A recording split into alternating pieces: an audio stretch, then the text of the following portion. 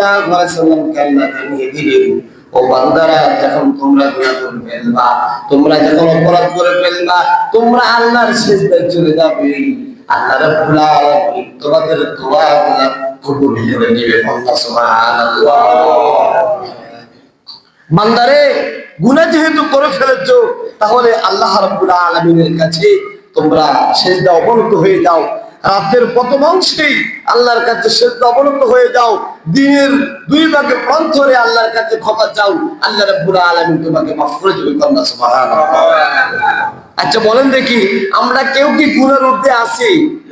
আমরা সকলের গুনাহ আছে না নাই? এখন কি এই গুনাহ কি ক্ষমা নেওয়ার দরকার আছে কিনা? এখন আপনি মরার পরেই ক্ষমা দিবেন।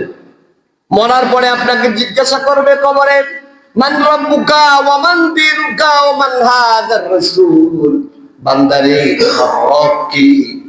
তোমার রব কে? মান হাযার রাসূল, তোমার রাসূল কে? ওয়া মান দীনুকা, তোমার দ্বীন কি? যখন আল্লাহ প্রশ্নগুলা করবে, আপনি যখন সওয়াবগুলা পারবেন না, আপনি বলবেন লা আদরি, আমি কিছুই জানি না। সেই দিন আল্লাহর কাছে ক্ষমা চাইবে, কোন প্রকার ক্ষমা সেদিন পাওয়া যাবে না। কোন প্রকার সেই দিন ক্ষমা পাওয়া যাবে না।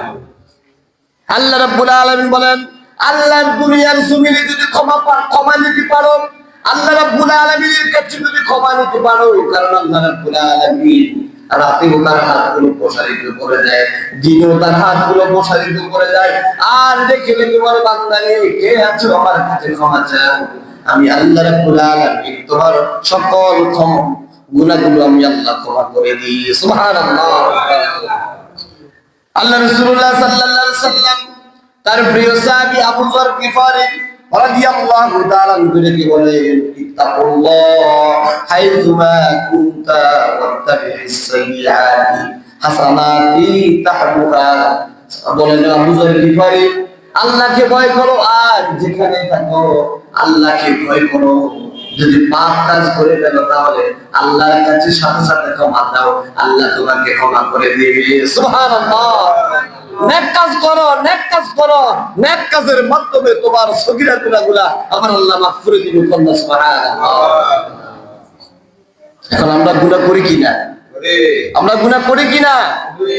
কিন্তু গুনাহ করে নিজেকে একটা বার প্রশ্ন করেছেন কিনা, যে আমি যে গুনাহ করছি, আমি যে গুনাহ করছি, গুনাহ করতে যে আমার কাছে ভালো লাগে, আমার কি নেক কাজ করার দরকার আছে না নাই?